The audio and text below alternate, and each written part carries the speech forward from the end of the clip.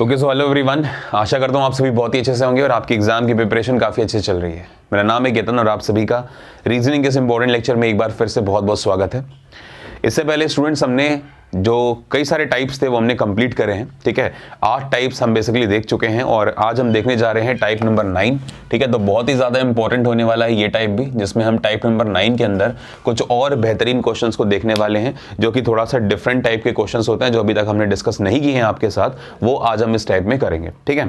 3 अलग क्वेश्चंस, हालांकि देखा जाए तो जो क्वेश्चन नंबर 1 और क्वेश्चन नंबर 3 हैं ये दोनों सेम टाइप पे बिलोंग करेंगे टाइप नंबर 9 के लिए, लेकिन ये जो सेकंड वाला क्वेश्चन आप देख रहे हो ये मैंने एक क्वेश्चन अलग से आपकी प्रैक्टिस के लिए रखा है, तो ऑफ कोर्स ये डिफरेंट होगा इस टाइप से, ठीक है। तो टाइप नंबर 1 और टाइप नंबर 3 सेम होंगे, तो इनको हम सबसे पहले करने जा रहे हैं, ठीक है। चलिए शुरू करते हैं।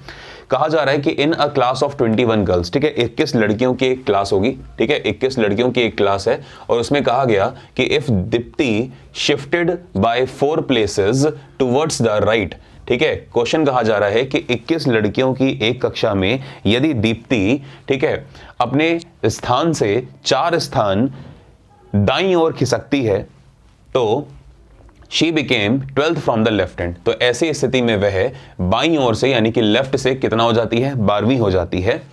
What was her earlier position from the right end of the row? तो बताइए कि पंक्ति में उसकी दाएं छोर से पहले वाली स्थिति क्या थी, ठीक है। तो ये आपसे क्वेश्चन पूछा जा रहा है, तो उम्मीद करता हूं आपने क्वेश्चन तो लिख लिया होगा। अब जल्दी से इस क्वेश्चन का देखते हैं कि कैसे सोल्यूशन होने वाला है, ठीक है। देखो 21 लड़कियों की बात करी गई, तो हमने मान लिया कि ये जो आप देख रहे हो ये टोटल 21 लड़कियों की एक रो है, ठीक है। ये पूरी 21 लड़कियों की एक रो होगी, ये 21 गर्ल्स हैं पूरी टोटल, ठीक है। हमने ये मान लिया यहां से लेकर यहां तक पूरा। अब इसमें हमसे ये चीज कही जा रही है कि दीप्ति शिफ्टेड बाय 4 प्लेस। हमने मान लिया यार कि दीप्ति की ये पोजीशन रही होगी, ठीक है, ये दीप्ति की फर्स्ट पोजीशन रही थी, ठीक है, पहले ये थी। लेकिन अगर इस पोजीशन से दीप्ति कहां जाती है बताइए, 4 प्लेसेस टुवर्ड्स राइट, अगर दाईं ओर 4 प्लेसेस जाती है तो कैसे जाएगी। देखो ये उसकी पहले वाली पोजीशन थी, देखो 1 प्लेस, 2 प्लेस, 3 प्लेस और 4 प्लेस, ये 4 प्लेसेस जब दीप्ति आगे जाती है तो कहा गया कि अब जो दीप्ति की नई वाली पोजीशन है जो कि ये वाली है, ये दीप्ति की सेकंड पोजीशन हो गई, है ना।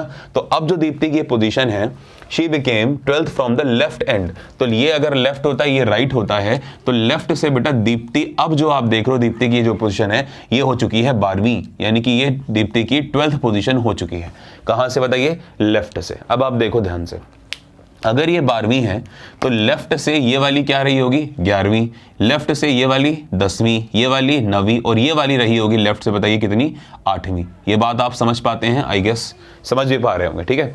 लेफ्ट से ये नई वाली पोजीशन 12वीं थी, तो उससे पहले वाली 11वीं, उससे पहले 10वीं, उससे पहले 9वीं और उससे पहले 8वीं, मतलब जो दीप्ति की पहले वाली पोजीशन है वो लेफ्ट से कितनी है, 8वीं। लेकिन दीप्ति की पहली वाली जो पोजीशन है वो लेफ्ट से ना पूछ के बल्कि कहां से पूछी गई है बताइए, राइट से पूछी गई है ना। देखिए कहां से पूछी गई है, राइट हैंड से पूछी गई है, वो भी कौन सी पोजीशन, अर्लियर पोजीशन। तो ऐसी कंडीशन में हमको क्या करना चाहिए, हमें टोटल तो पता है ना, तो आप याद करो टाइप नंबर 2 मैंने आपको बताया था, टोटल में आप 1 जोड़ दो, तो 21 + 1 करोगे तो 22 हो गया ना। 22 में दी गई रैंक को माइनस कर दो, यानी कि अगर आप 8 को माइनस कर दोगे सही आंसर आ गया आपका, बताइए कितना, 14, ठीक है। तो 8 और 14 कितना होता है, 22, तो 14, यानी कि इस सवाल का सही जवाब क्या हो जाएगा, 14th, ठीक है। तो 14th रैंक होगी किसकी बताइए, 14th रैंक होगी इसमें दीप्ति की, वो भी कहां से बताइए, राइट एंड से, वो भी पहले वाली। समझ में आ रहा है कैसे करा है, कुछ खास नहीं है आपको भाई, ये टोटल पता है ना, तो हम क्या करते थे भाई, R1 + R2 - 1 बराबर टोटल, ये तो करते थे। एक रैंक आपको पता है 8 है ना, दूसरी रैंक आपको R2 निकालनी है, -1 करेंगे बराबर टोटल आपको पता है कि 21 है। जब आप इसको सॉल्व करोगे R2 की वैल्यू भी 14 ही है। समझ में आ रहा है आपको, तो इस तरह से हम इसको सॉल्व करेंगे, ओके। तो आप क्या करिए, आप इसको एक बार नोट कर लीजिए फटाफट, मैंने आपको अच्छे से समझाने की कोशिश करी है इस क्वेश्चन को, ठीक है। आगे बढ़ते हैं, अब हम देखते हैं एक बार क्वेश्चन नंबर 3 पहले, क्योंकि 3rd वाला जो है वो भी सेम क्वेश्चन ही होगा, इसी टाइप पर बेस्ड है, तो हम पहले 3rd वाले क्वेश्चन को देख लेते हैं, ठीक है। उसके बाद फिर हम 2nd वाले क्वेश्चन को करेंगे। देखिए क्या कहता है, कहा जा रहा है कि in a row Subodh is 15th from the left end, एक पंक्ति है जिसमें सुबोध जो है वो लेफ्ट एंड से 15वें स्थान पर है। When he is shifted 3 ranks to the left, जब वह 3 स्थान लेफ्ट की तरफ खिसकता है तो ऐसी स्थिति में he become 18th from the right, तो ऐसी स्थिति में वह राइट एंड से 18वें स्थान पर आ जाता है, ठीक है। तो आपसे कहा जा रहा है फाइंड आउट टोटल मेंबर्स, तो बताइए कि कुल जो लोग हैं उस पंक्ति में वो कितने होने वाले हैं या फिर हैं। तो चलिए अगर ऐसी बात है तो जल्दी से शुरू करते हैं इस क्वेश्चन को भी। देखिए हमने मान लिया कि ये इस तरह से पूरी पंक्ति है, Subodh is 15th from the left and. तो अगर ये लेफ्ट है और ये राइट है तो हमसे कहा गया कि लेफ्ट से जो सुबोध है, हमने मान लिया कि सुबोध की ये पहली पोजीशन रही होगी, और सुबोध की जो पहली ये पोजीशन आप देख रहे हो ये लेफ्ट एंड से कितनी है बताइए, तो ये लेफ्ट एंड से है 15। समझ में आ गया।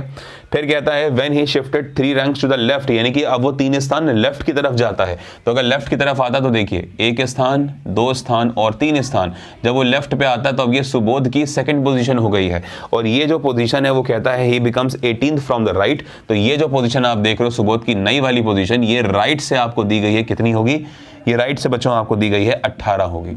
ठीक है, इतना हमसे कह दिया गया। तो आपसे क्या कहता है देखिए ध्यान से, फाइंड आउट टोटल मेंबर्स। तो बताइए पंक्ति में कुल कितने लोग बैठे हैं। अब आप ध्यान से समझेंगे, अगर लेफ्ट की बात करें तो लेफ्ट से सुबोध की ये पोजीशन 15 थी, तो ये क्या होगी 14, ये क्या होगी बताइए 13, ये होगी 12।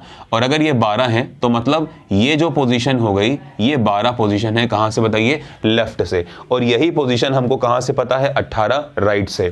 तो हम इस पोजीशन की अगर बात करें तो ये पोजीशन हमको दोनों तरफ से पता है, तो हम क्या करेंगे, दोनों रैंक्स को जोड़ के एक माइनस कर देंगे, R1 + R2 - 1, यानी कि 12 में 18 जोड़ा, एक कम किया, तो हमारा आंसर हो गया टोटल 29। यानी कि टोटल जो बच्चे हैं उस पंक्ति में कितने होंगे, 29 बच्चे होंगे। ठीक है, तो सही जवाब होगा इस सवाल के लिए 29 बच्चे होंगे, 29 स्टूडेंट्स होंगे उस पूरी पंक्ति में। ठीक है, तो पहला और आखिरी क्वेश्चन उम्मीद करता हूं कि आप समझ पाए होंगे। थोड़ा सा ये स्लाइटली डिफरेंट था, वो डिफरेंट था, लेकिन दोनों में ही मैंने एक टाइप में इसलिए रखे क्योंकि दोनों में ही शिफ्टिंग हो रही थी। समझ में आ गया आपको। चलिए अब हम मूव करते हैं अगले वाले क्वेश्चन की तरफ। अगर आपको कोई भी डाउट है, आपके पास नंबर है, ठीक है, आप व्हाट्सएप या फिर कॉल कर सकते हैं और अपने डाउट्स को क्लियर कर सकते हैं। ठीक है, चलिए, this is my number 7052887799। Okay, चलिए क्वेश्चन कहा गया अगला कि in a row of girls Ritika is 13th from the left end. एक लड़कियों की पंक्ति में रितिका जो है ना वो लेफ्ट एंड से कितनी है बताइए, वो लेफ्ट एंड से 13वीं है, ऐसा कहा गया। तो हम क्या करते हैं, हम इस बात को लिख लेते हैं कि लड़कियों की ये एक पंक्ति थी और इस पंक्ति में कहा गया कि जो रितिका है, मान लीजिए ये रितिका है, तो रितिका की, ठीक है, लेफ्ट से जो पोजिशनिंग दी गई वो 13 है। तो हमने मान ली कि रितिका का ये स्थान कितना है बताइए, 13वां है, जैसा कि कहा गया था। फिर कहता है and Parul is 17th from the right and, तथा उसी पंक्ति में पारुल जो है वो राइट से 17वें स्थान पर है। तो हमने मान लिया कि पारुल होगी यहाँ कहीं पे, और पारुल की ये रैंक है, और पारुल जो है वो राइट से कितनी है बताइए, राइट से 17th है।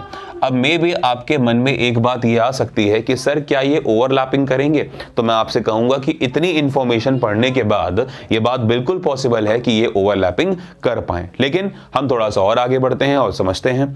फिर कहा गया कि if in this row Ritika is, ठीक है, फिर से रितिका की बात होती है, Ritika is 11th from the right end, यानी कि रितिका की एक रैंक हमको और दे दी गई जो कि है 11th रैंक पे। तो रितिका हमको पहले पता थी लेफ्ट से, और रितिका की हमको दूसरी रैंक पता लग गई कहां से बताइए, राइट एंड से, जो कि है 11th, ऐसा हमें कहा गया है। ठीक है, what is the position of Parul from the left and, Parul की लेफ्ट एंड से क्या रैंक होगी, ये हमसे पूछा गया है। तो हमें मैटर नहीं करता भले ही अब ये ओवरलैप करें या फिर ना करें। क्यों? क्योंकि हमें ये पोजीशन दोनों तरफ से पता है ना। रितिका की पोजीशन लेफ्ट से भी पता और राइट से भी पता है। तो हम क्या करेंगे, टोटल निकालेंगे सबसे पहले। तो 13 + 11 - 1, जब आप इसको सॉल्व करोगे तो आपका जो आंसर आ रहा होगा वो आ रहा होगा 23। मतलब टोटल इस पूरी पंक्ति में 23 स्टूडेंट्स होने वाले हैं।